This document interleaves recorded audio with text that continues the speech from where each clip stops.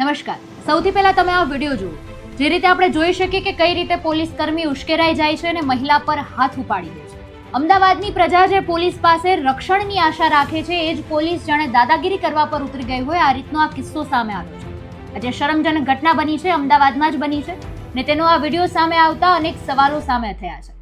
નાનકડી કોઈ બાબતને લઈને પોલીસ કર્મી અને મહિલા વચ્ચે ઝઘડો થાય છે. ઝઘડોમાં પોલીસ કર્મી છે એ ગુસ્સે ભરાઈ જાય છે અને મહિલા પર હાથ ઉપાડી દે છે. આજે ઘટના બની છે પાલડી પોલીસ સ્ટેશનમાં. જયંતી ઝાલા નામના જે પોલીસ કર્મી છે એ વિડીયોમાં આપણે જોઈ શકીએ છીએ અને મહિલા છે તેના પર એ હાથ ઉપાડી દે છે.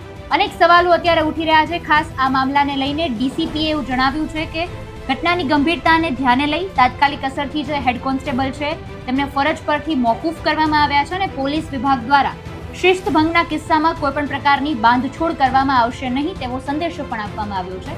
પણ ખરેખર આજે કિસ્સો સામે આવ્યો છે. અનેક સવાલો ઉઠે છે કે શું ખરેખર આ ખાખી વર્દી છે તેનો ખોફ જમાવવા માટે પ્રજા પર એનો ઉપયોગ થઈ રહ્યો છે કે ખરેખર પ્રજાને રક્ષણ આપવા માટે તેનો ઉપયોગ થઈ રહ્યો છે એ જ સમજાતું નથી. આ વિષયને આપ કઈ રીતે જોઈ રહ્યા છો એ કમેન્ટમાં જણાવજો. નમસ્કાર.